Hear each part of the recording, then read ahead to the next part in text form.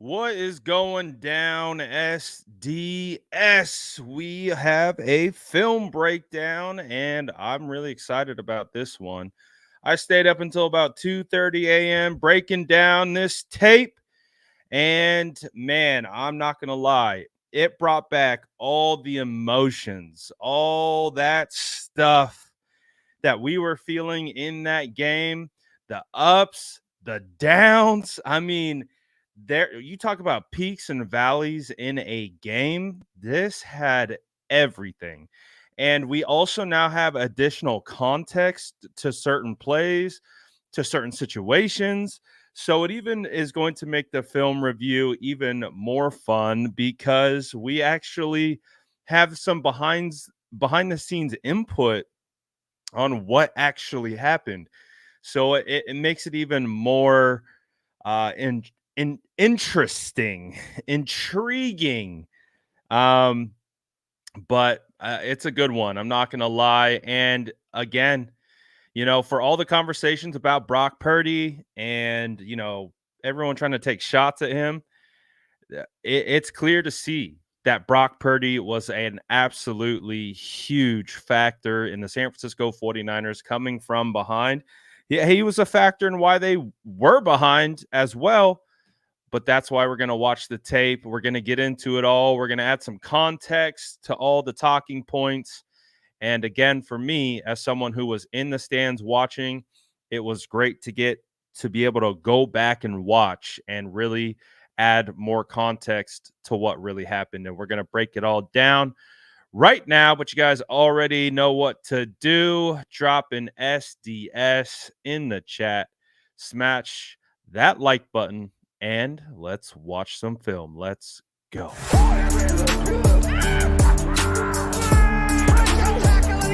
Smash that like button if you haven't already. Love to see it.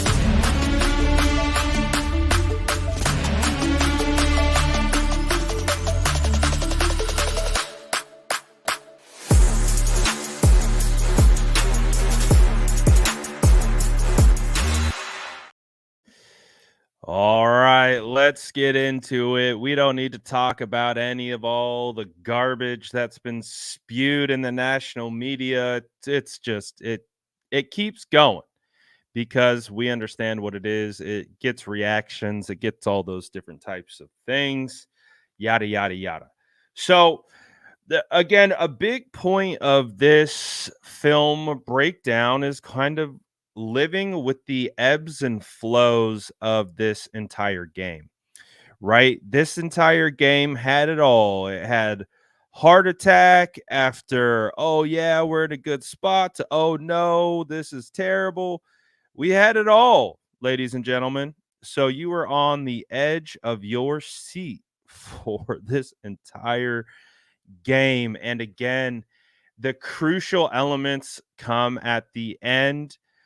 So I'm very excited to kind of look at all of it and see how we got to this place where people are on two different sides of the spectrum of how Brock played in this game. And the way that I'm looking at it, Brock came through clutch when you needed him most as he hits Deebo Samuel right here on the bubble screen. And I also didn't even realize how quickly Deebo Samuel got hurt in this game. Like, obviously, we knew he went down, but it was second play of the game, or almost second play of the game. He gets up right here, but right after this, for the most part, he goes down for and never comes back. So one of the big talking points about Brock Purdy all season is, well, he can't do it without Deebo Samuel. He can't do it without Deebo. Well, we saw it without Deebo. And I know you guys saw this play too. This is kind of where the heart attack started for the San Francisco 49er fans who were either in attendance or were watching. Very uncharacteristic situation right here for Brock Purdy, where he throws an almost near interception. and thankfully it was dropped. But man, we don't see this too often from Brock, and we're gonna break it down into why I think this happened. And he was basically, from my perspective, kind of following his typical rules. And while I was watching this, I was thinking about all the comments from players in the past. Oh, they have tells on Brock. Okay, well, I'm going to look at this objectively and try to pick apart maybe what a tell could be. So, as we know, Brock is absolutely phenomenal at being able to look off coverage. But if you want to take it one step further, you can always kind of assume that he is going to start looking away from where he is ultimately going to throw. So, based on that, he's looking off the safety to his left. And in his processing, look at the safety right there at the top. This is the guy that we're paying attention to. You're going to notice he's going to start shifting over. That's exactly what Brock wants to see. I think internally, based on how he's processing this, that's what he's looking for. He's looking for the safety to get pulled over with his eyes. So when he snaps back and lets it rip, that's what gives him enough space to be able to fit that ball in. But you have to give a lot of credit. I believe 26 is Darnell Savage. He does a great job of kind of showing like he's going to move to the inside and then just bails right back into the passing lane. Thankfully, he drops it. But to me, the way I look at this is this was just a better play by the defender. And maybe this is a result of some tape study, kind of maybe a result of picking up on some of Brock's tendencies. And because as you can see, look, eyes start to the opposite side of where he wants to throw, and then he snaps it back and he was waiting for it. So basically, the way that I'm looking at it is he wasn't fooled by the eye manipulation by Brock Purdy. So that will be something that we kind of look at moving forward against the Detroit Lions, how he manages those types of situations, et cetera, et cetera. But this is the play where Debo Samuel goes down, and so it's the opening drive. They just got started. They're just trying to move down the field. You're able to scheme up Debo Samuel coming over the middle, and of course, Debo Samuel is a tank, so he is not going to go down on first contact. And I believe it is the shot by, I think it's Jair Brown, who hits him in the shoulder right there. I think that might have been the hit that kind of crunched his shoulder, because as you can see, he's running full speed and he's trying to protect himself. And then, boom, you get that shot right to the shoulder. I believe that is, I don't know. I'm speculating that that's the shoulder that he got hurt, but I think that was the situation that kind of banged him up a little bit. So as we can see, a little bit of a shaky start, and then we go right into a sack. And if we look at the coverage, try to understand what Brock's looking at, it's basically uh you got gun left, it's a 2-by-2 formation. You get CMC in motion pre-snap, which basically it's like an elongated trips, like a elongated trips bunch formation, and they run the same type of concepts out of it. But as you can see, there's not a ton available here, and he can't really work down to his check down, which looks to be George. And so it just gets muddy on him, and we take a sack. So, not the ideal way that we wanted to start this one, right? I think we all wanted a better beginning, more momentum built at the start of this one. But to be honest, this game was the ultimate gut check to see what you were really made of, to see the adversity, all those different types of things. And we're going to get into some good stuff here in a minute. But again, lots of ups and downs, lots of peaks and valleys in this particular game that we're going to work through. Shout out to Rowdy for becoming a YouTube channel member. I appreciate it. I appreciate it. Did I see that they were able to collapse the pocket rather quickly? I did. Um, I mean, this is a hard task for Feliciano. You're gonna get basically a bull rush from one of your better speed rush interior defensive linemen in the league, in Kenny Clark. He does a good job, honestly, of taking on the bull rush and trying to anchor down. And a lot about offensive line is recovery, so it's not going to look great all the time. But Feliciano does a good enough job to allow Brock to move within the pocket, but then you just get a natural stunt, and it gets muddy on them. It gets muddy on them. There's nowhere to go. So I think they did a good enough job, but it could always be better. But I don't think that one was super crazy. I've seen worse. That one's not bad. It's just you had the combination of coverage and just kind of a small breakdown as well.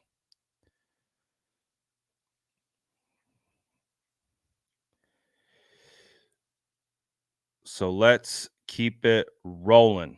So eventually, one of the things that I took away from this tape was there was some very uncharacteristic Brock Purdy plays in this one.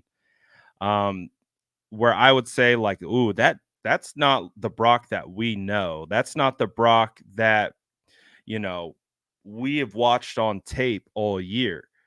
So I think it's a phenomenal learning situation for Brock, to be honest. I really do. I think this game, the gritty games, we've heard Fred Warner talk about it, right? How do you can win when you're up, but how do you win the gritty games like this? Like, this is not characteristic of Brock Purdy. This is a layup that we've seen Brock hit time and time again. And as we know, the rain was an issue. It was a factor. He came out with the glove. He had to take the glove off. This just isn't this is rare. A rare miss. And when we see the almost interception, we see this floor hit the turf. I think we all were like, this feels different. This doesn't feel like, the comfortable Brock that we're used to.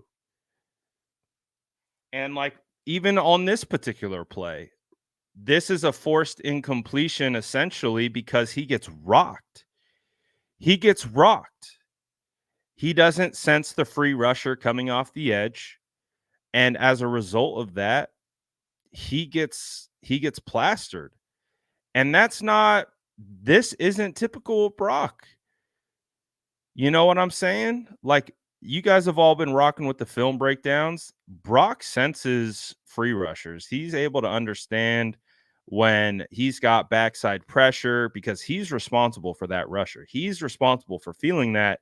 And you can tell by like the patience, the body language, that he just doesn't feel it. And he gets hit as he's throwing. You can see the ball comes out wobbly. He just didn't have the internal clock going to sense that. So as you can see, we got an uncharacteristic miss to CMC in the flat. We got an uncharacteristic sense of pressure that, like, this is where we're like, okay, the stress is building because that's not necessarily typical of Brock. And I wouldn't say that was a pass blocking issue at all. That's how it goes. You're sliding protection. The quarterback has to be aware of this free rusher. They're bringing 5. They're full slide to the left. That free rusher's on the quarterback. But this theme that I'm going to show right here is going to pop up on tape consistently. And this is why I continue to have a ton of faith in Brock, because what did we just watch? We've watched a near interception. We've seen a sack. We've seen an uncharacteristic dump off. And now this one. And what does Brock do directly after this? This is probably up there with one of the most difficult throws that Brock Purdy completed on the day. This throw deserves more credit than it's going to get, because Brock Purdy literally is getting hit in his windup as he's releasing the ball, because Aaron Banks is trying to manage the bull rush in front of him. He's literally hit. Contact is created while the ball is still in his hands, and he throws this thing on a rope to only one spot that Jawan Jennings could get this. And again, take a look at it from this angle. You can see right here, contact. He's getting booty bumped right here. Bang. He's hit. He's in the middle of his windup getting hit.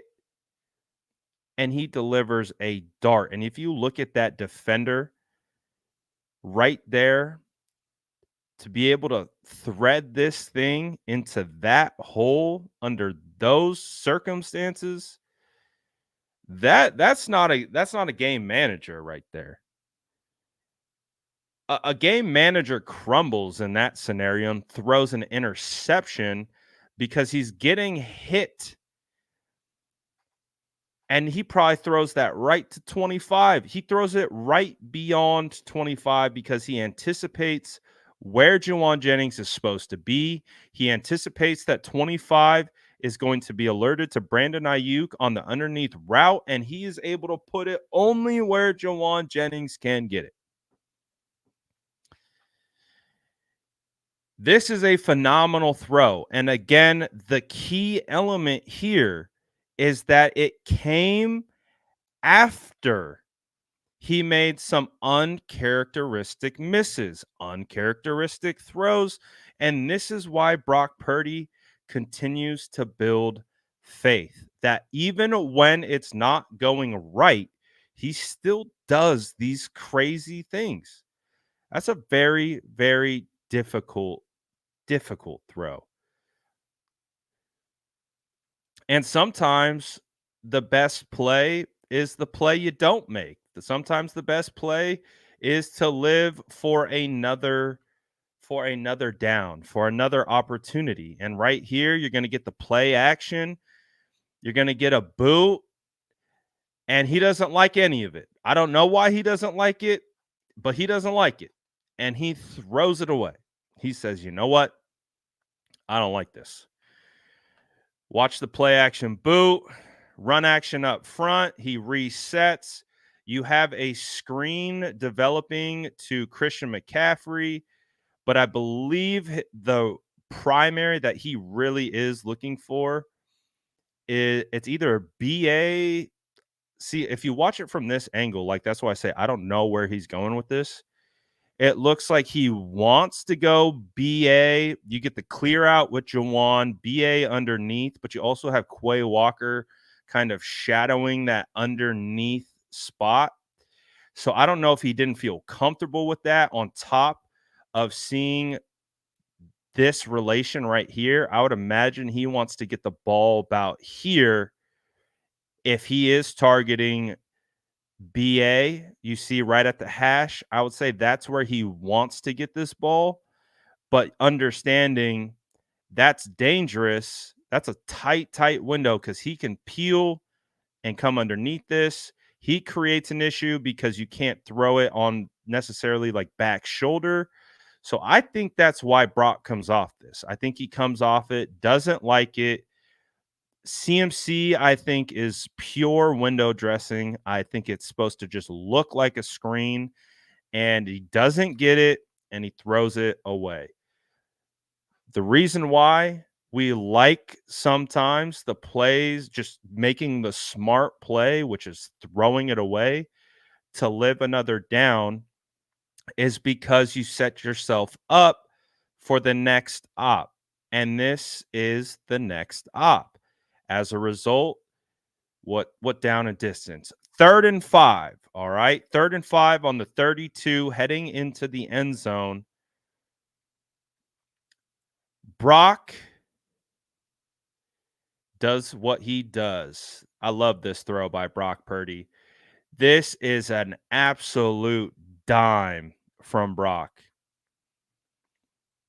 You won't hear them talk about this. You'll hear them talk about more the dropped interception that we saw at the very beginning than they will actually talk about this beautiful throw from Brock Purdy. And that's why we don't care about national media. That's why we really don't care. We don't care about these national media people, man.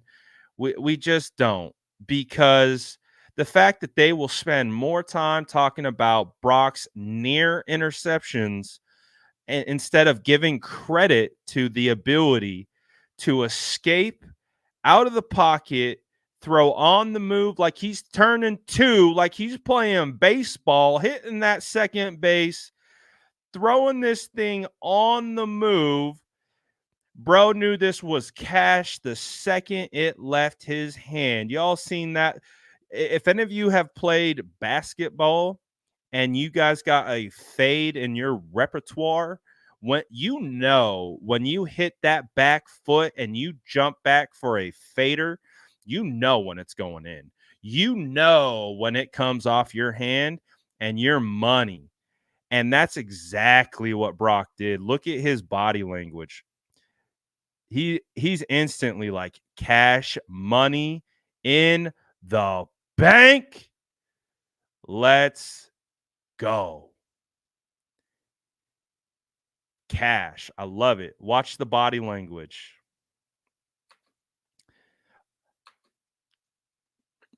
All right. To be honest, guys, I'm going to boot. Oh, what? Hold on a second. Hold on a hot second. I'm putting this dude on timeout because he's bugging the crap out of me. My ADHD is going crazy, but we got JT. Okay, JT. Let's go. We got the man, the myth, the legend in the building. Former 49ers legend, JT O'Sullivan. What's good, my guy? If you're looking for the level of expertise of JT O'Sullivan, that ain't me. That ain't me. I'm a former offensive lineman. We like to vibe and watch the tape, but hey, if that's really JT, that's cool to see, man. Let's go. Let's go, my guy. So again, what I love about this is the confidence. Again, you hit that fade, that Steph Curry 3, you know it's cash money the second it leaves your hand. Shoo, let's go. So again, they won't prop up this play. They will prop up the near interceptions. Appreciate the super sticker, Susie Koozie. Let's go. And guys, make sure you go check out JT's video after this. I got to go check it out. I think the streets are saying he just dropped. So I got to go check that out after this. Because if you really want to know, he's the one. Let's see. So again, the ups and downs. That's really what this game felt like it was defined by. It felt like it was peaks and valleys, peaks and valleys, peaks and valleys. So we just got a peak after a couple valleys. So when I'm watching Brock play, I think it's really hard for me, at least, to root against this guy because he has that element of, even if he does make a mistake, he's going to keep dealing and he's going to keep pushing forward. And that is such a crucial element, in my opinion, from the quarterback position, because there's so much pressure heaped on that position that it's super easy to be able to get in your head, start spiraling, start pressing, and doing all those different types of things. And we are going to get to a point. We haven't even seen Brock's worst in this game. And that's what it's a beautiful tape because it's ugly. And I want to just keep vibing with it. It's beautiful because it's ugly. Um, because of how he responds in multiple situations. So I love it. Let's see what we got here. What did I put this one? Oh, so I don't know what the read progression is here. I thought there was an opportunity that maybe if you want to hit this corner post, you had the opportunity to hit it, but Brock takes the check down. It's 2nd and 8. So he's able to get the guaranteed yardage based on the look that he wants. They get a first down. So I like the idea of being able to get the first down in that scenario and maybe not going for a big shot. With the rain, you've kind of been affected by the elements up until this point. No problem. No problem with that. So the point of this, though, let's kind of start it back a little bit. I think, well, let me make sure we're in the right spot. So this is the 4-minute drive. I got a little distracted. I'm not gonna lie. ADHD is going crazy right now, but I love it. So this drive starts, I think, around the 4:09 spot. I didn't love the clock management by Kyle Shanahan on this one because, as you can see, heading into halftime, they start on their 25. They have 4 minutes and 9 seconds. And you can see, based on how they've just ran clock into the half, they get to this point where we just were getting the first. Now they have 1:30 and they have 3 timeouts. So I understand Kyle does not want to give the ball back to the Packers before halftime, but I think a lot of people had issues with the time management on this particular drive because you didn't have any time when it was all said and done. And so you can see they're driving. They're driving. Now we got 1:19 on the clock at about the 46. All right, we run it. Minimal yardage. Clock's ticking. 34 seconds. 3rd and 2. Okay. We get a nice outbreaking route. Again, this could be a dangerous throw because you have not Jair Brown. You have Jair Alexander in coverage, right? One of the best cover corners in the league. You're throwing it out towards the sideline. That's a play where cornerbacks can definitely undercut the route and go house call. So you have to be on time and accurate on this one to get that completed. So on a 3rd and 2, they throw, they get it. But the problem is they got no time. They got 28 seconds. 28 seconds. We get the check down, which again is an acceptable play in this, in my opinion. You do have an op where maybe you wait a little longer and you see they're running the clear out with the deep over. But as you can see, they're dropping those linebackers super deep. So the way that I'm anticipating this, the way that I'm reading it, is that Brock sees these deep linebackers. Look how far off they are playing. He says, I don't like that look, and you even have 37 here. So you see where they're kind of in a good position for this one. And I don't think that Brock is like looking for Conley necessarily. So he just takes the check down. They get into a better field goal position. And then they get ready to kick the field goal because they are out of time, right? They have to run up. They get it down. So I would have loved to see Kyle. I would have loved to see Kyle have a little bit more sense of urgency to potentially allow him enough time to score. But I also understand that I think Kyle really didn't want to give the ball back to Green Bay to give them an opportunity to score.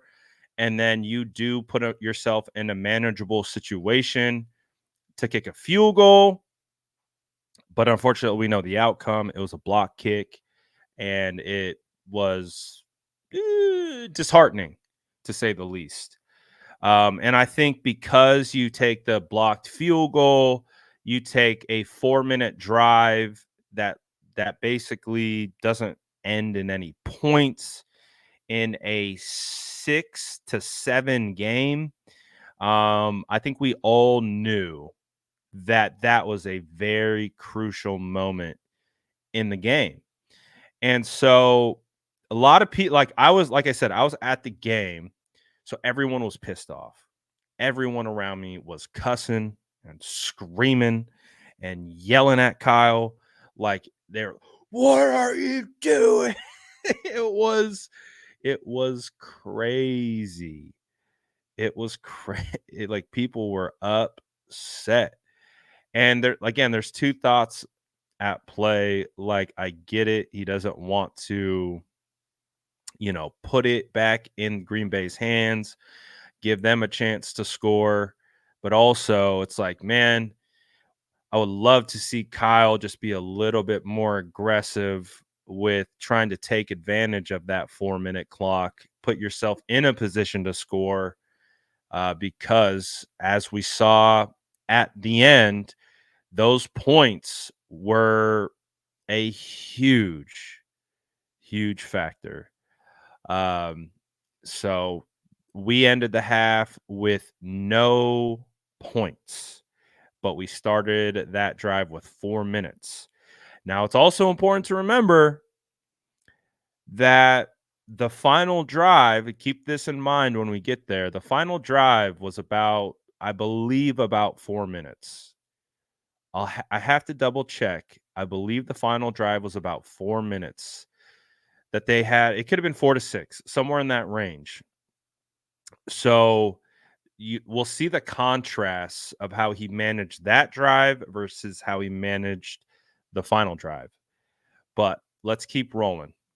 Let's keep rolling. We haven't gotten to the worst. We haven't gotten to the worst of Brock Purdy yet, because we know Brock definitely struggled a little bit in this game.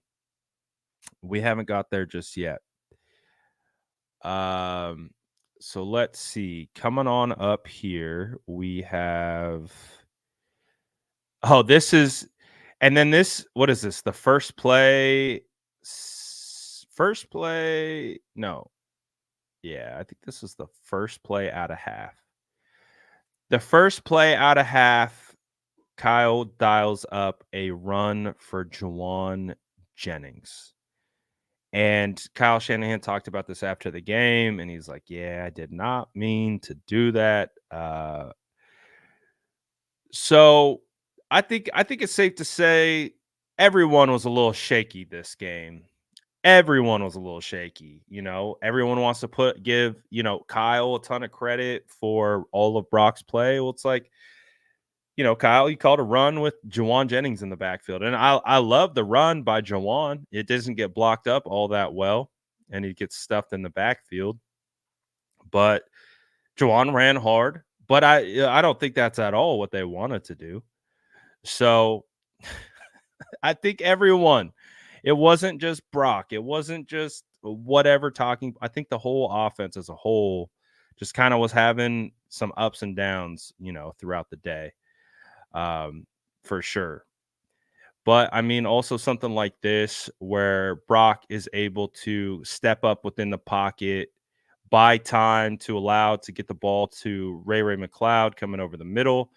This is a phenomenal blitz pickup by Christian McCaffrey, coming all the way across the formation, picking up the blitzing DB, taking him head on. I know it doesn't result in like a crazy pancake block, but the fact that he's able to pick this up, Feliciano's right there to help, and that allows Purdy to reset in the pocket. Fine, like this is really difficult to maneuver, to reset, throw, put it right on Ray. That ain't easy. That ain't easy. But again, phenomenal blitz pickup by Christian McCaffrey to just be there. So then we're like, all right, let's see how we are coming out of half. And then we get this miss to BA. And I can only, or I don't know. Yeah, this is it. This miss to BA. When I saw this in stadium at the game, I was like, uh-oh. I was like, Brock's still shaky. It's like Brock's still a little shaky. But on the rewatch, you're going to be able to see that Brock actually gets hit. So he gets hit and the throw is affected as a result. So that's part of it. It's like again, I'm not watching the broadcast, so I don't know what they show. I can only speak to being in the stadium. In the stadium, this just felt like a bad miss. But as you can see, he's got Rashawn Gary around his neck, and you could see the ball comes out super like flailing. So he was affected on the throw, and it went a little too far out in front as a result. So that necessarily I wouldn't say is on Brock. We would chalk that up to, needing Colton to be able to anchor a little bit better. I mean, again, Rashawn Gary is a phenomenal pass rusher. He goes with the long arm and then works back inside. So it's not like a terrible pass blocking rep, but if you can anchor it down here and drive forward, that would be ideal. But unfortunately, it's probably something like being on skates out there. And it affected the play. So that's not 100% on Brock as many would make it seem it would be. We just got to give Brock an extra tick, and he probably completes that pass.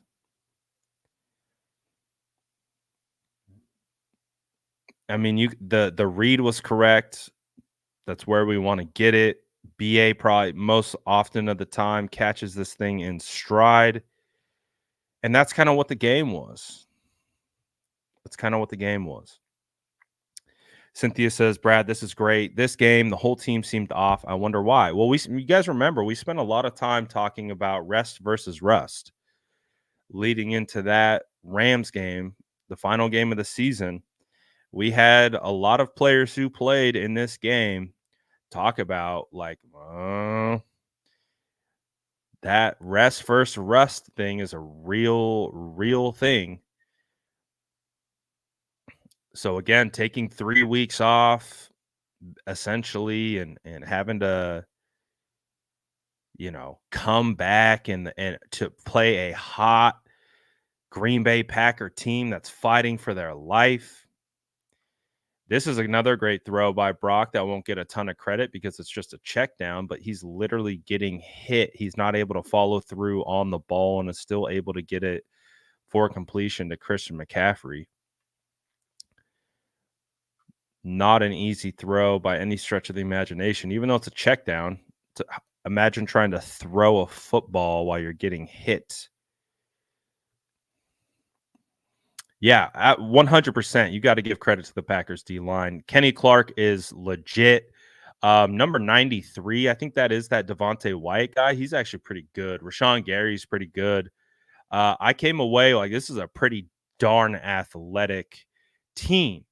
And so let's see. Are we where I think we are in the film?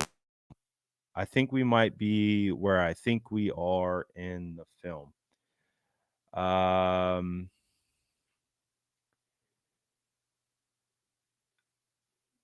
Let's see. We are at 26:56. We're almost there. Okay.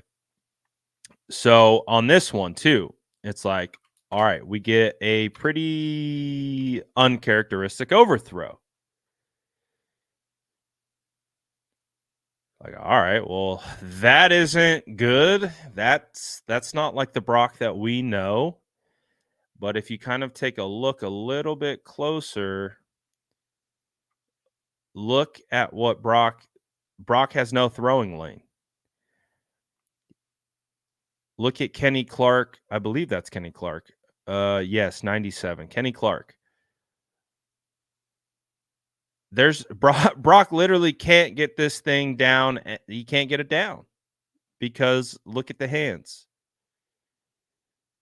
Look at the defender's hands right there. So we're not making excuses. Like, obviously, that's not ideal.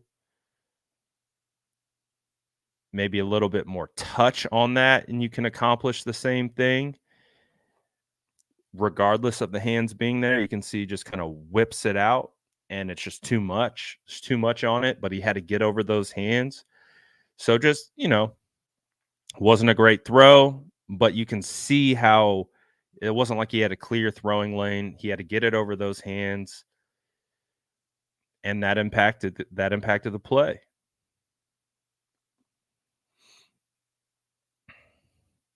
And this is where we get the funny Brandon Ayuk block. We'll get to that in a second. Again, Brock doesn't get credit for any of this stuff. He doesn't get credit for standing in the face of pressure, buying time.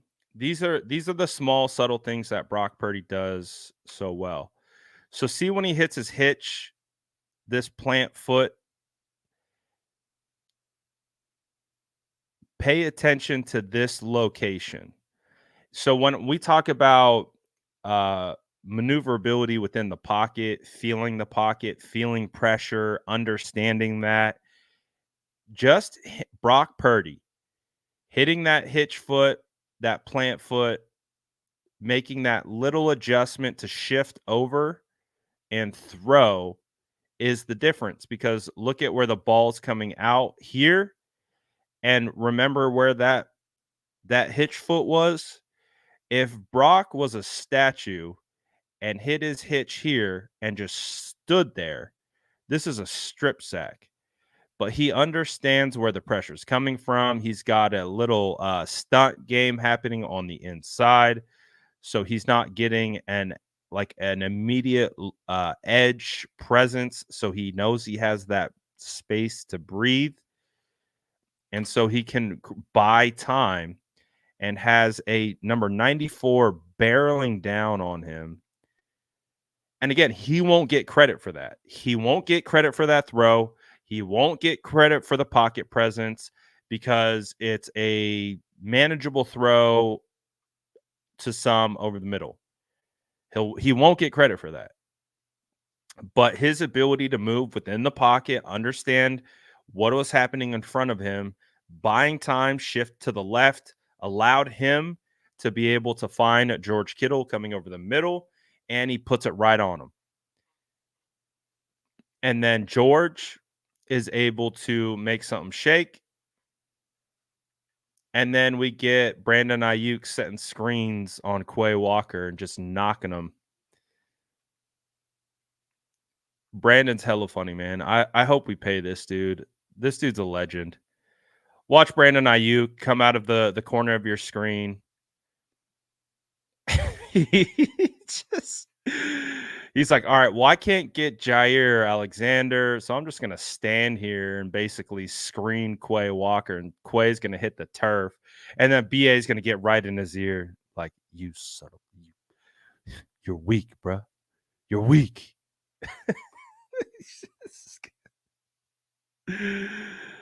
Oh, look at that. BA's a savage, man. Like, he is a dog on that field. He is a dog. Like, Walker's literally running. He just plants that, like, posts up. Quay hits the turf. And he's like, yeah, I'm going to let you know. I'm going to let you know. All right. So this is one of the craziest plays of the game coming up. This play right here has a crazy backstory.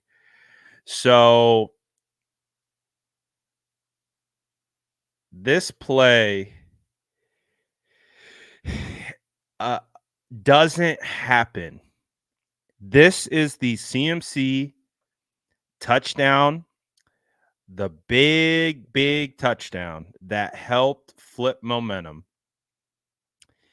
This play doesn't happen without the intelligence of Brock Purdy and the awareness to understand the play clock, the entire situation. This is the play. I saw it trending today. I saw the NFL posted it. What's my guy from The Athletic? I'm blanking on his name. He was the one where I saw this first. Because he posted the broadcast clip where you can actually hear Brock basically tell Charlie's supposed to motion across the formation on this play, but the reason, like, look at Juice, look at him, look at Charlie, and tell Charlie motion. Do you see that? So Juice is telling Charlie to motion. Brock says no. Brock says no, go back. So Charlie goes back. The reason why this occurred is because the play clock was running down. They snapped this literally at the wire. If Charlie goes in motion like the original play is designed to do, this play does not happen. This does not occur. We do not score here. Because Brock Purdy had the awareness of the play clock, understanding the issue. Again, look at this relation right here. Juice is like, bro, get over here. Purdy says, no, do not go over there. As a result, he says, stay. They hike it right at 00 on the play clock, and the rest is history. This is again somehow become a negative connotation. To be a elite game manager, to understand situation, play clock. We talked about this yesterday when I did my live about all the different things you have to manage as a quarterback. You have to understand everyone's role. You have to understand what motions need to occur. And because he understands what Charlie Warner is supposed to do and they are out of time, he says, nope, go back, hike. That is phenomenal. Phenomenal awareness. And again, he will not get credit for it. He got credit for it today. It was Ted Nguyen from The Athletic who posted the original clip. He said he talked to Juice. He had actual insight from Kyle Juszczyk on this play about how Warner was supposed to go across in motion, but Brock stopped him because of the play clock. And as a result, we get this touchdown. We get this touchdown because Brock is smart and has an ability to manage crucial game situations that are the difference in a game. This went from being a 5-yard penalty to a crucial touchdown that could have never happened if Brock wasn't on his shit. So that's why when you hear all these casuals yapping about Brock and all this, they just don't know. They just don't get it. And I don't even pretend like I get it all. Like I never played the quarterback position. The closest I got to playing the quarterback position was the quarterback putting his hands under my butt because I was a center. That was the closest I got to playing quarterback. But I understand. I understand what it takes for a quarterback to manage a game. I've been in the trenches with them. I know how difficult it is. I know how many moving pieces there are.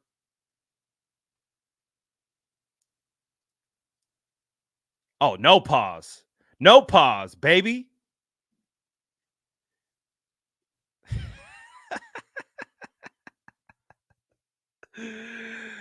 All right. So right after we get Brock making a phenomenal adjustment in real time. Right after we get a phenomenal adjustment in real time, we're actually going to start to see Brock become a little bit uncomfortable. And this is the part of the film breakdown where I kind of gain a lot of appreciation. This part of the film breakdown makes me appreciate the final drive even more. And the reason why is because this was probably the worst stretch of play by Brock Purdy I may have ever seen of him with the 49ers in regards to how uncomfortable he looked, how many misses he had. This stretch of film that we're about to get into makes me appreciate Brock because of how uneasy and how bad things were going for him. For him to be able to turn it on that final drive is so huge. So huge. And we're going to start it right here. So this was almost an interception. And we already know the margins of error in this game are razor thin. Razor thin. And we almost get an interception right here. This uncharacteristic Brock Purdy. I'm watching this film so far, like as you guys have seen, he's been okay. He hasn't been crazy bad. He's having to deal with pressure. He's had to deal with elements. Up until this point, Brock on tape has actually played pretty decently. Now we understand the game flow wasn't great, but when you just get into the silent tape, as Kyle Shanahan says, up until this point, Brock has played okay. He hasn't been great, but he's played okay. And then this is where he dipped. We talked again, peaks and valleys. This is the deepest valley I've ever seen Brock Purdy play in. Again, we've seen him hit these layered throws day in, day out, week in, week out. This isn't anything new for Brock. This thing gets away from him. Jawan's like 6'5", 6'4", too high for him. Can't get it. Uncharacteristic of 49ers quarterback Brock Purdy. So I'm like, okay, yeah, that wasn't great. Almost a pick, but we'll see. We'll see. You know, like, all right, let's see how he rebounds after that one. This was a zone read, but when he goes to throw next on 3rd and 9,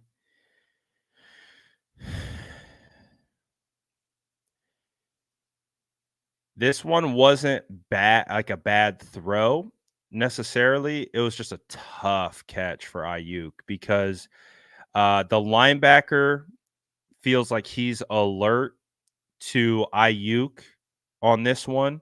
Like he's not biting the bait of Conley because I would imagine that's the design. The design is for the linebacker to sit on Conley's route, but this is good coaching. He understands that this is a concept the 49ers run consistently. So he's not going to get tricked and he's going to be alert to Ayuk's slant route. And so that's just hard.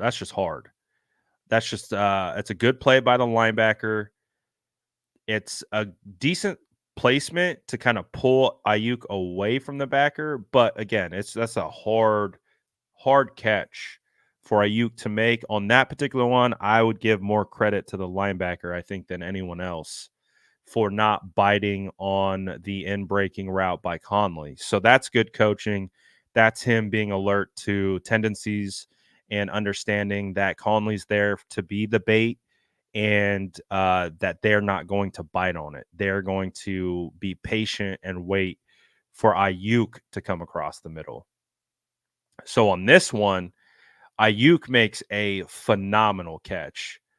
This ball is a little low. You again, you don't really want to put this ball at your wide receiver's knees, but still gets it there. That is a hard catch. That's a hard catch to be able to be running full speed, have to turn your body back, dig it out below your knee. That's a tough catch. So clutch right there by Brandon Ayuk. Absolutely clutch. Very difficult catch. Very, very difficult catch. But I would say right around here is when we get a body language shift from Brock, and he just starts to look very uncomfortable. Brock looks uncomfortable. When you see him watch Brock in the pocket right here. We watch Brock all the time, so we're pretty clued in with his tendencies and kind of how he bounces around within the pocket. That this movement of that looks really uncomfortable to me. This looks like Brock isn't sure. This looks like Brock is, see his feet are kind of hopping around. He's kind of, this is uncharacteristic to me. Uncharacteristic of Brock in the pocket, and the ball it just gets away. Obviously, he has a hand in his face, which is challenging, and he's getting hit, but he also just looks uncomfortable to me. And then we get the miss. And then on the next play, Brock is going to go to Kittle, and this looked really uncomfortable. Look at this one.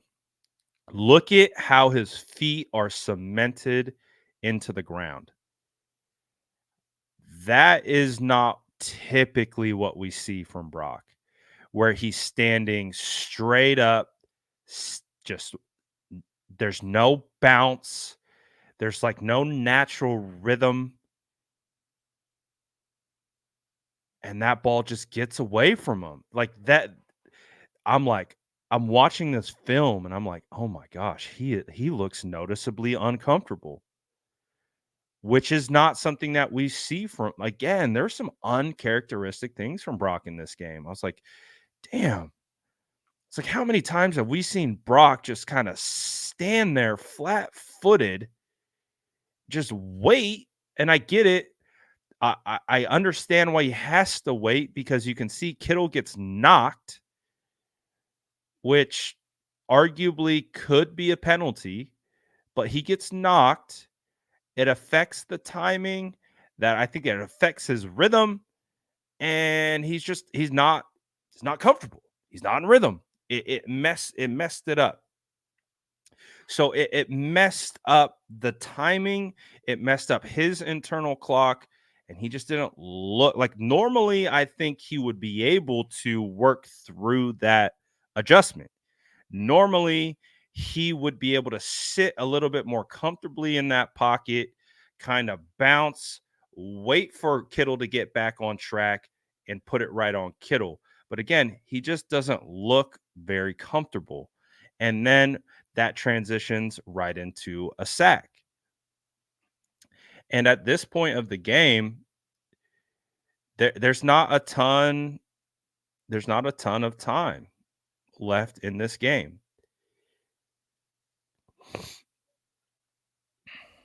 And then this is where Jake Moody comes through with a clutch field goal. Right after this, Jake Moody bangs the field goal through. As you can see, it's now 21-17, 13 minutes left. It's officially crunch time, ladies and gentlemen. I know you guys were all stressing just like me because it felt very uneasy. Like Jake Moody hitting that field goal gave us some hope. But boy, it it was a little uneasy. Little uneasy. So this is the point in the game where we're all stressed out of our minds because we're watching Brock. We're seeing some uncharacteristic things from the offense. We're seeing some uncharacteristic things from him. And we're like, oh, we've seen ourselves get lucky a couple times. We get this phenomenal run and a great job blocking up front to allow CMC to be able to get some decent yards. But again, these types of things that we're going to continue to see on film shake out, build more appreciation, man. When your back is against the wall, how do you respond? When the entire like this was the most watched game since the ninth on a Saturday.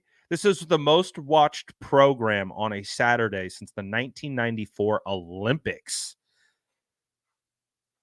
When social media didn't exist, when you didn't have streaming services, and that type of stuff was crazy big. Everyone's watching, everyone's preying on your downfall, and you're struggling and you're not playing your A game. Like the ball's not coming out like you want it to.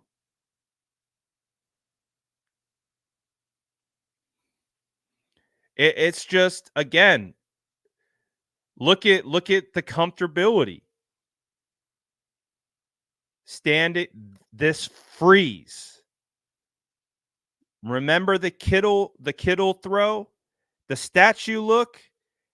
That to me isn't natural of Brock Purdy in the pocket.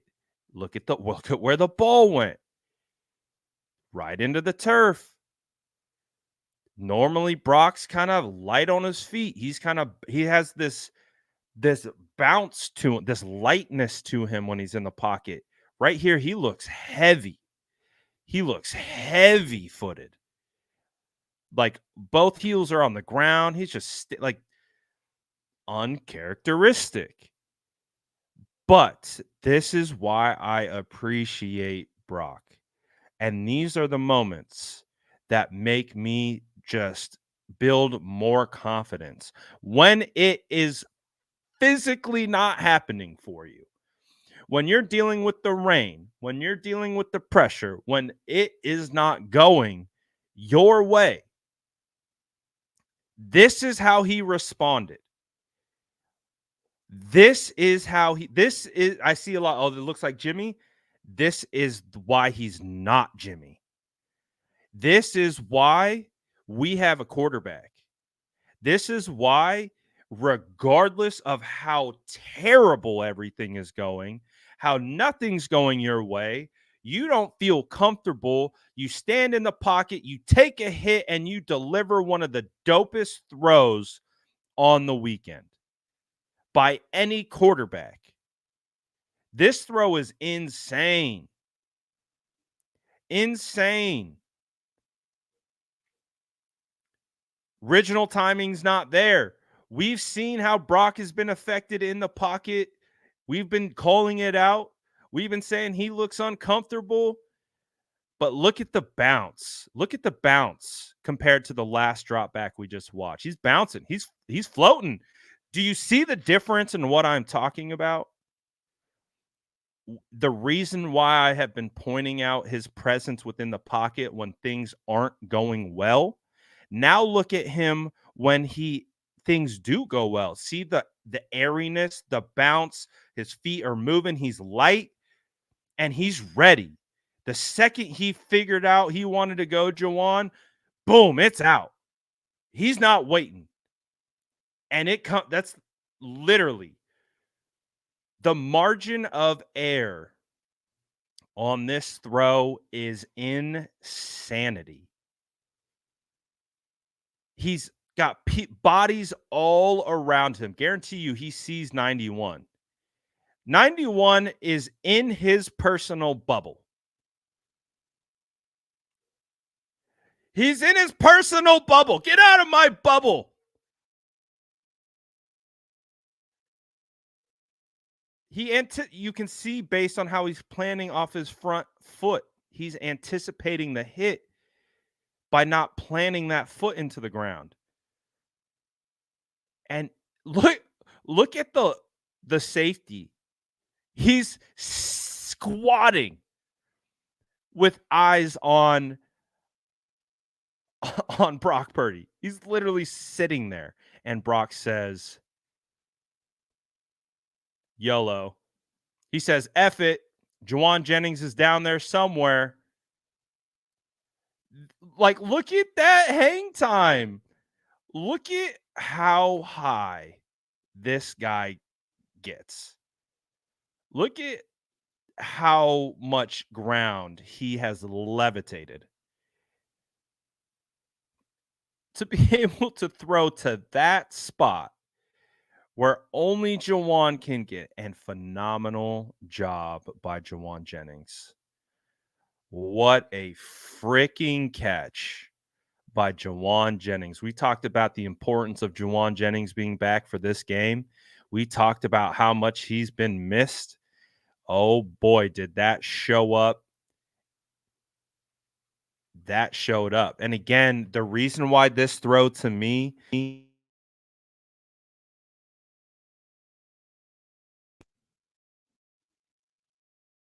is even more remarkable is because Brock has been playing not good, right? There's a reason. Like, I'm not pointing out Brock Purdy looking uncomfortable for the sake of dogging him. I'm doing it to set the context. Brock, we talk again, peaks and valleys. Brock just went through one of the biggest valleys I have ever seen in his career. in the one of the most crucial moments in an elimination game. He played some of his, again, not to dog on him, some of his worst ball we have seen. He didn't look comfortable. He didn't look like he was in his element. He didn't look like Brock. For him to then do this right off the back of missing a check down to CMC and delivering this throw with that level of confidence, these are the moments that you want to be in war with these guys. Guys like Brock,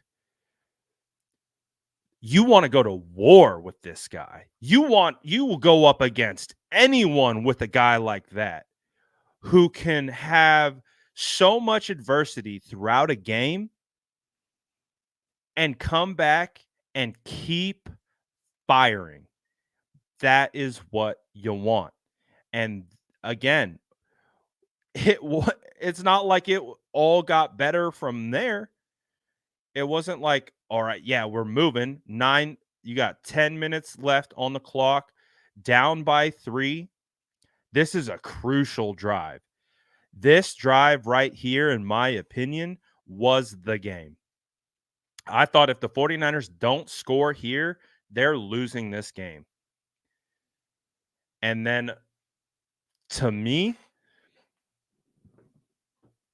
this was another uncharacteristic throw. It's a hard throw, but I've seen him hit these throws. Again, you have pressure in the face. That's definitely going to make an impact. Feliciano doing I think, a hell of a job to stay in front of the bull rush to give Brock enough time to get the ball off. Again, playing offensive line is very hard. Sometimes all you can do is just stay in front for as long as you can. And we've seen, like, I think back to the Dallas game. Brock hits this thing in stride to BA. You know that throw that I'm talking about? He hits this throw in. It's a hard throw, opposite side hash, but you can see it just gets away from him. It gets away. He has to go a little high with it. All right. Adversity. The adversity's still coming down, and arguably the biggest adversity of the game is about to arise on this very next play. Look at the down and distance. Look at the down and distance. 3rd and 10. It's 21-17. They're on their 40. We got to go. We have to convert this. Kyle, call your best play. Whatever you got, call it. We need it right now. We don't score on this drive, we're losing this game. Pain.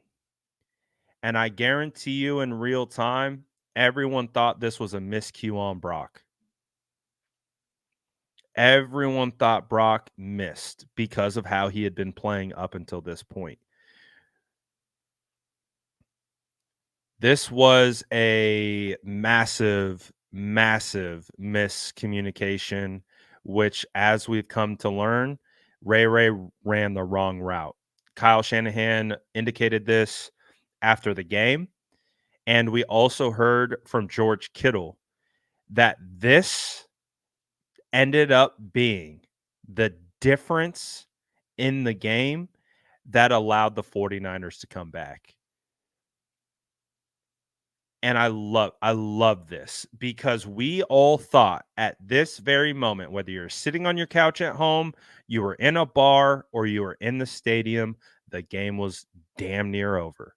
We knew that there was time left, as you can see, right? It was 10 minutes left on the clock, but we just watched one of the biggest valleys of Brock Purdy's career. They dial up an open wide receiver and they don't hit it. Like, the DB falls down. They're in single high. They rotate this safety down into the middle. He rotates over to the top. It's single high. This is touch down in a gots to have it moment. And Brock is throwing to where Ray should be. He's not. That's how it works. Brock knows where Ray needs to be. Ray isn't where he needs to be. And that is the difference. So I thought this was Kyle Shanahan at first down here. Apparently, this is Brian Greasy right here. Look at Greasy down there. Bro hits the Wizard of Oz ankle clicks midair. He said before the ball even reached Ray, the ball is right here. Ray's here. Greasy is elevating in the air with frustration. There's no place like home. There's no place like home. Straight up, like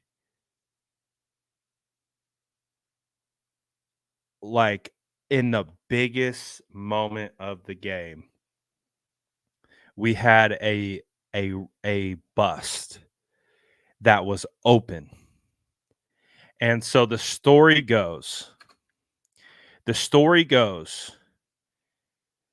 I didn't see the broadcast, but I've heard from everyone that apparently Brock mouthed to Ray, "What are you doing?"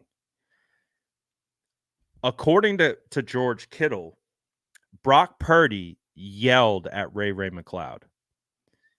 He didn't call out Ray by name, but we know enough of the context that we can piece it together that Brock yelled at Ray. And listen, Ray doesn't play that much. I'm going to try to give Ray the benefit of the doubt. Like, he was forced into a lot more playing time because of Debo's injury. Maybe he didn't know what to do on this particular play. Obviously, you get your number called, you got to be ready, right? But it just didn't happen. And a massive opportunity is missed. That at this point, we're all thinking the game. Oh, we're thinking that's game. That's game. How are we going to overcome this? We're putting the ball back in Jordan Love's hands. Down 4 with 6 minutes left. They could milk the entire clock. They could go on a 6-minute drive and milk it and then score and put this game up 2 scores, and we are screwed. So at this point, I am thinking about my travel plans for the Shrine Bowl, for the Senior Bowl, for the Super Bowl, going to cover a team that's not going to be the 49ers. I'm thinking about, like, damn, it's about to be draft season in about 5 minutes. It's about to be draft season in about 5 minutes. That's what's going through my head sitting in the stands. I'm like, I can't believe this. I can't believe we're here. How did we get here? How are we not winning? How did we miss this opportunity? And again, as Kittle said, Brock was fired up. Brock was fired up on the play, right? He snaps at Ray because he made a critical error. And as Kittle replayed it today on the Pat McAfee show, he said that snapped him into place. He said, sometimes you need to yell at someone. And again, it's not to be an a-hole. You are the quarterback. You are the man. You are the general on the field. You are an extension of the coaching staff. As the quarterback, you are an authoritative figure in this offense full of all pro superstars, and you have to be that guy. You have to be the leader of leaders when it's all going bad. And again, I think you are really starting to pick up my theme on this film breakdown.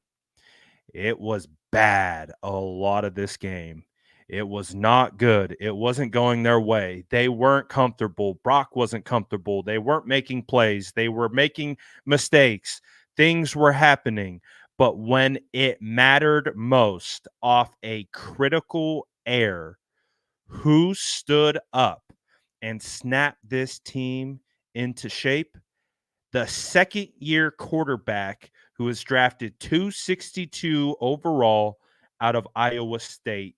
Mr. Irrelevant, the guy that everyone's trying to crap on this week, he is the guy that snapped this roster of all pros into shape. And with 6 minutes left, Brock Purdy executes the drive of his freaking life. And Brock had his fingerprints all over this drive. So Keyshawn Johnson,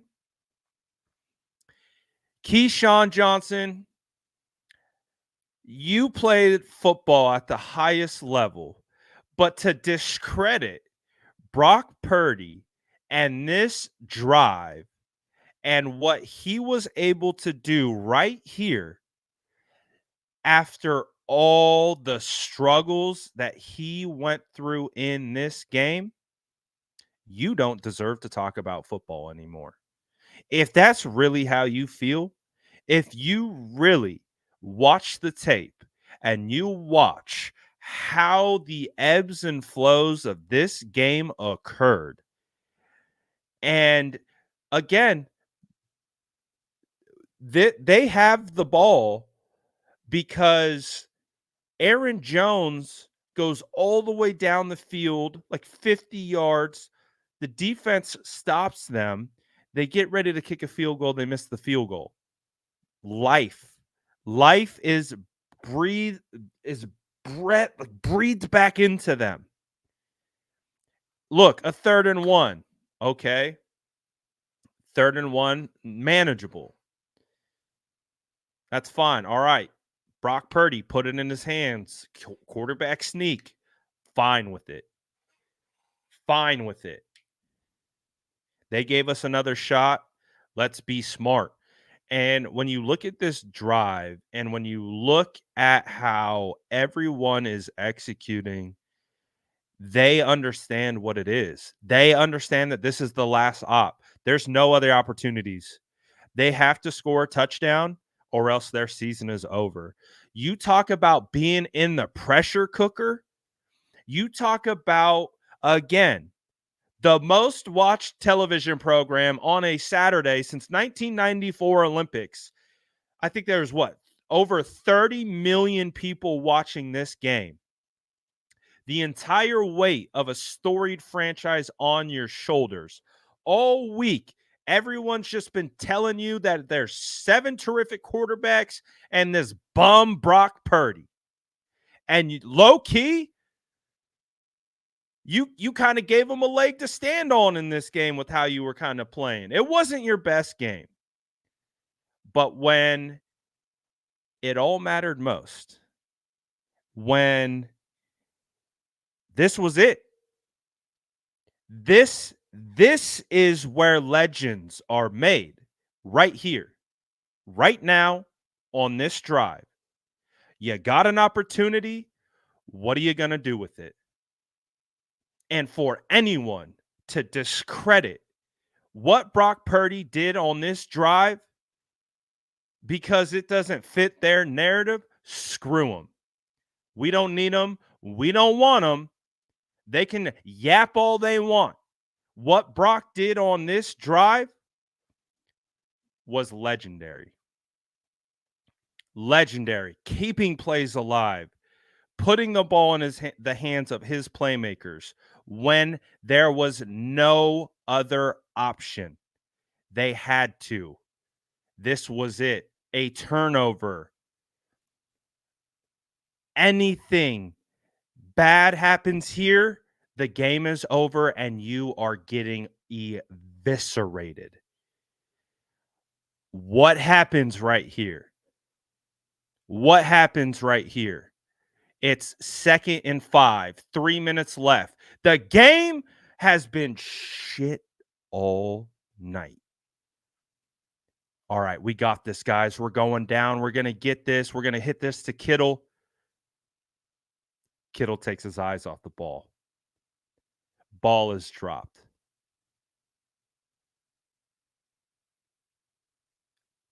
And I am in the stands right now thinking, oh my gosh, is this how it ends? Is this it? This is 2 down territory. I'm screaming 2 down territory from the stands. It's 3rd and 5. Brock Purdy struggling throughout the game delivers the most clutch of clutch throws. Brandon Ayuk catches the most clutch of catches with phenomenal coverage. Number 25 is draped all over him.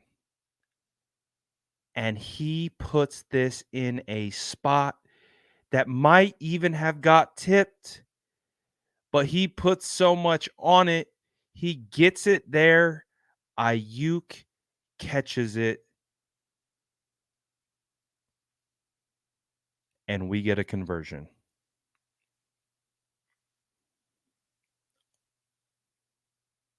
The name of this game has been overcoming adversity, going into the valley and climbing out. They hit another valley. Kittle drops the ball. Would have been an easy first down. You got to pull yourself out now. Insane. Level of difficulty on this throw, insane. Level of difficulty on this catch, insane. And it's not insane because it's like an 80-yard throw. You have to be so accurate here. If you put that thing any more inside, you have this dude all over Ayuk. That's incomplete. You're looking at 4th and 5. 4th and 5 if this isn't caught. Season on the line. Ayuk clutched up. Purdy clutched up. Everyone clutched up in this moment. And then going straight to Conley.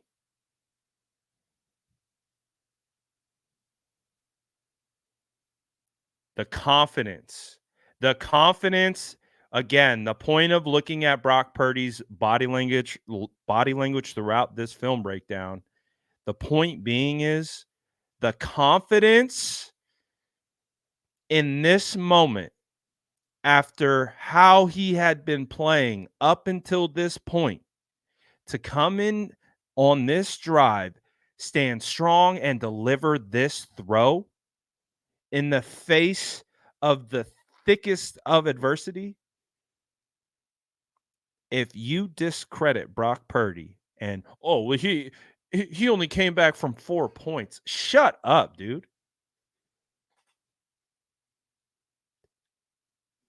It's not really impressed with that comeback. It's only 4 points. Shut up. Bro, you played ball? You played ball and you're hating like that? Shut up, man. Like we do not care.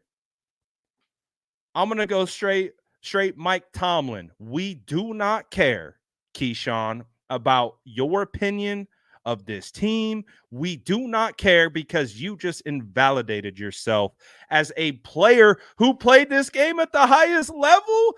And you're going to say that after watching this game and supposedly watching the tape that it's not that big of a shut up, pal. Shut up, pal. We don't want to hear you talk about our 49ers ever again. Keep our names out your mouth. We don't care about your opinion. You've invalidated yourself. Another one, add them to the list. Invalid. We don't care. Keyshawn, go enjoy your time over there. Your point is invalid. You've invalidated yourself from being a part of this conversation.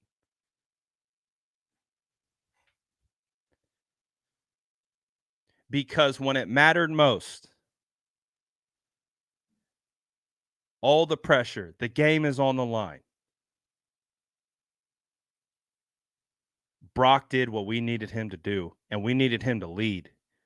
We needed him, a 24-year-old, to lead an entire franchise with staring elimination in the face, staring all of the adversity in the face.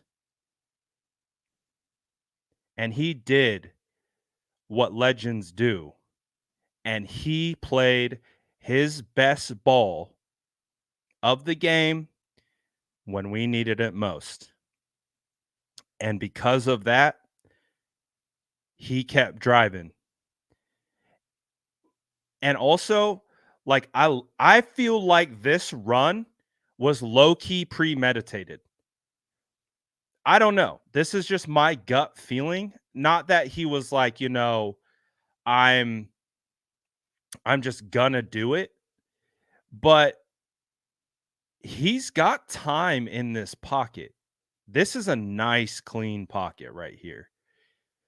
He has time. He knows CMC's going to do a little button hook.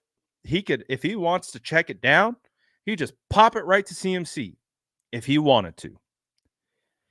I feel like he knew, based on getting this backside stunt where you're going to get the edge container or the defensive end who's going to loop inside because they're trying to get pressure on a stunt, that he understands that based on, I didn't even realize Conley did this crazy little thing. That's I've never seen that motion before. I just noticed this for the first time. Look at this. Look at this. Look at this motion. This is like a variation of how we've seen like CMC shift out into like these offset trips bunch formations. That's crazy. I didn't even notice that. But he knew he said, I want it. I want this. I want the ball in my hands. Again, Brock could have hit that down. Remember the check down merchant that he is? He could have popped that to CMC. I think he wanted this. I think this was personal. This was personal. He gets the first down.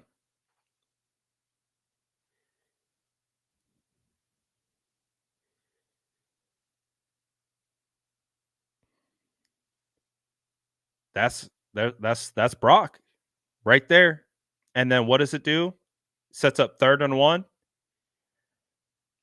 Christian McCaffrey calls his shot.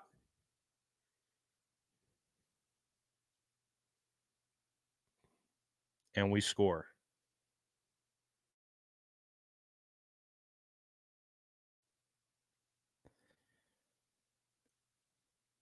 Again,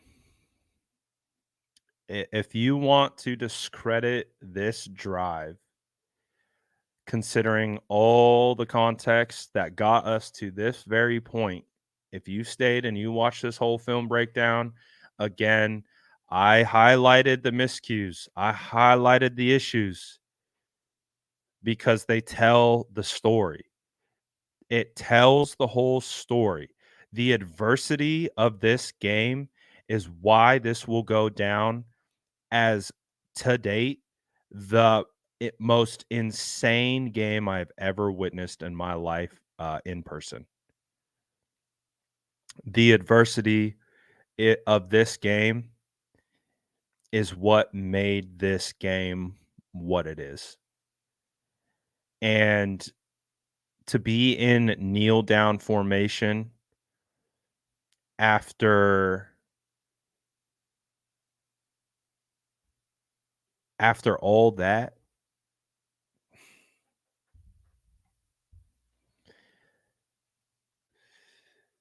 legendary. Legendary, man. Like, I don't know how you can watch that game, you watch it back, all of it, and think that, yeah, Brock isn't made of the right stuff. He's not capable. He isn't that guy. Again, two options. You either don't watch closely enough or you don't know ball. And at this point, it is what it is.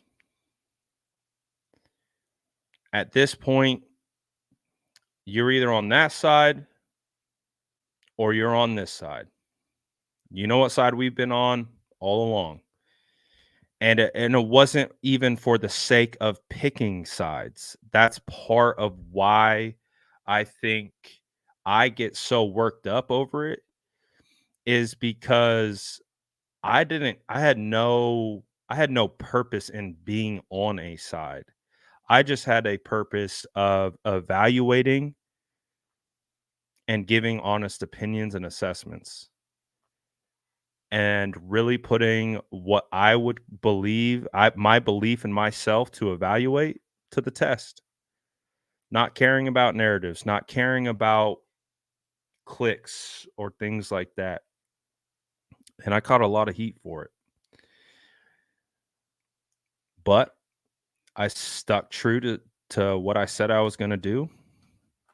And for us to be here now, going to the NFC Championship game, all these people coming after Purdy, taking shots, doing all that. We're built for this, man. We're built for this. I'm built for these people who think they have a leg to stand on when it comes to trying to discredit what Brock's doing. And it's not just Brock, it's everyone. It's the whole offense. The whole offense, obviously Brock is going to get the credit. He's going to get the credit, win or loss. It's just how it works. It's how the quarterback position works.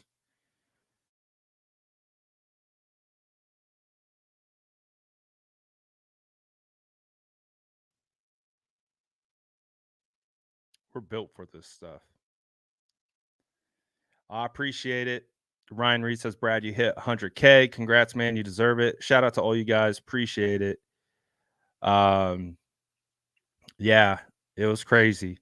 I hit 100K driving back from the stadium. It was just turned 12 o'clock at night, and driving home from the game, hit 100K. This is wild. It was wild. Surreal.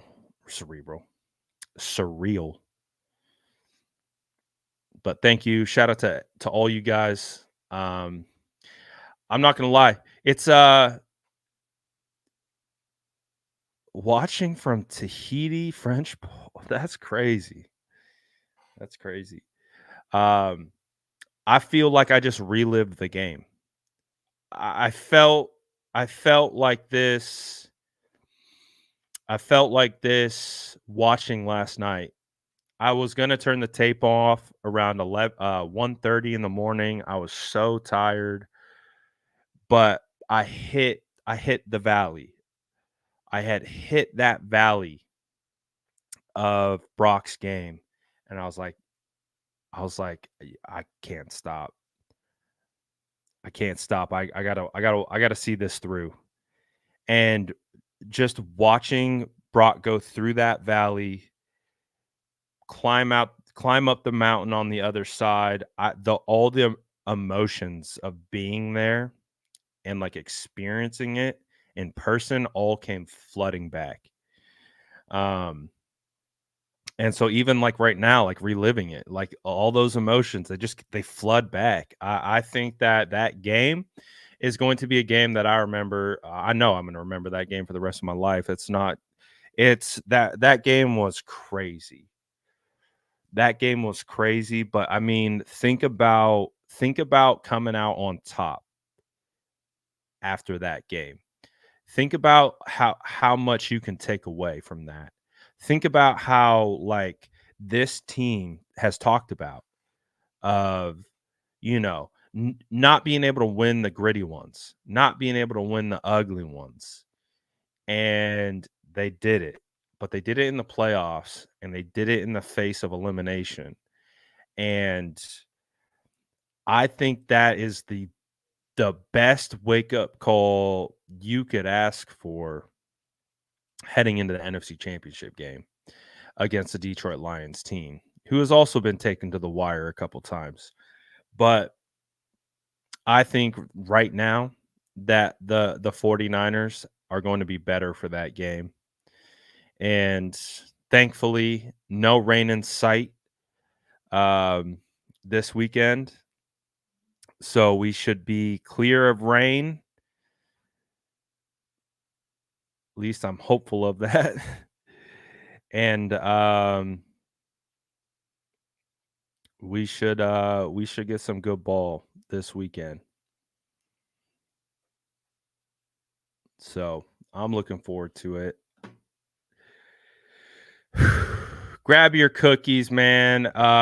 If you guys stayed for this whole film breakdown, so we went for an hour and a half. If you stayed for this whole film breakdown, you deserve a cookie. You deserve 2 cookies. Grab a couple cookies on your way out. Appreciate every single one of you guys who popped in here. Kind of vibed out again. I spent a little bit longer on this one than normal just because I felt like I really wanted to like recapture the adversity of this game. And again, typically we just go over highlights in these film breakdowns, but this was a different one. This was a different game, and the reason why this game was so good was because of the adversity. So I really wanted to capture that, and I hope I did. I hope you guys were able to kind of feel that again and kind of really understand like how things were in a dire situation at one point, and how much more impactful that final drive was. So that was really the main thing that I wanted to get across in this film breakdown was that the adversity, being able to bounce back, and how important that final drive was. Absolutely. And yes, yeah, I'm not gonna lie, I got a little starstruck. I'm not gonna lie, I got a little starstruck. JT O'Sullivan dropped in the chat. I'm like, oh gosh, I got one of the best in the game in my chat right now, watching me break down film. Don't say something stupid. I was like, I got one of the best in the game in my chat right now. I was like, don't say something stupid. But yeah, no, that was crazy to see JT in here. And I would even say I think someone said in the chat that he had just dropped his film breakdown. I would say just go watch his film breakdown because you're gonna get a better feel for the scheme side of things. Um, Obviously, I can dabble, but I'm nowhere near guys like JT or like a Chase Daniels, any of these guys who've actually played the quarterback position in the NFL. But yeah, I would go check out their stuff for sure. Um, what will the outcome be on Sunday? The hope is that we advance. That's the hope. The hope is that we move forward. And again, I could act all, big and tough and give you my bold take. Oh, we're gonna do the. I don't know what's gonna happen, man. I don't know. What I do know is that it's probably going to be another nail biter. It's playoff football, man. Anything can happen. That's a hungry team. They're playing well. They have the entire city of Detroit on their shoulders, the entire state. Hell, they might even have the entire nation coming in here. It doesn't sound like too many people are going to be rooting for the 49ers. Sounds like they want the Eminem versus Taylor Swift Bowl. So I would imagine that it's going to be a tough one. I would imagine it's going to be a tough battle. So we'll see. We'll see at the end of the day what it's going to look like. But I'm just happy it's not going to be raining. I think that's my biggest takeaway from the film is that I'm just really happy that it's not raining. just don't rain on us again, please. Just give us some dry weather and let us play ball. But it's gonna be a crazy one for sure. So shout out again, everyone. Thank you as always. I'm out of here for now. What's tomorrow? Wednesday. State of the Franchise will be back tomorrow with Aponte, barring any schedule issues. So I will see you guys then. Appreciate everyone tapping in for the film breakdown and reliving that wild experience that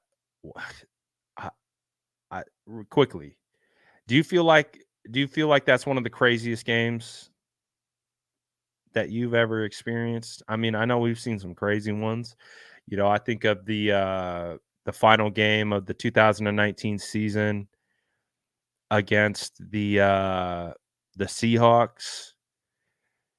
But, games like that, I think of like the 2019 game against New Orleans. I don't know. This one's up there, man. This one's up there. So, like we always say, pressure makes diamonds. And we're 4 quarters away from getting the diamonds that we're looking for. So 4 quarters away from get an opportunity to go chase that ring. So looking forward to it. Shout out to all you guys. Smash that like button if you haven't already. Of course, sub if you haven't already. Appreciate it. But I'm out of here for now. Peace.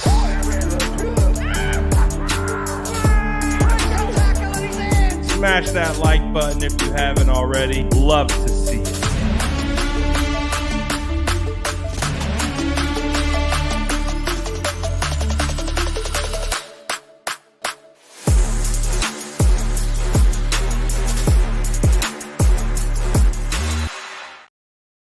I miss DJ super, so I got to come back. DJ said, Brad, keeping it real. Smash that like button.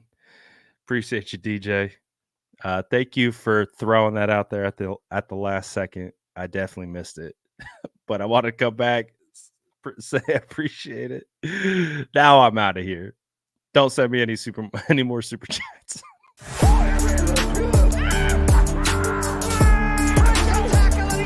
Smash that like button if you haven't already. Love to see it.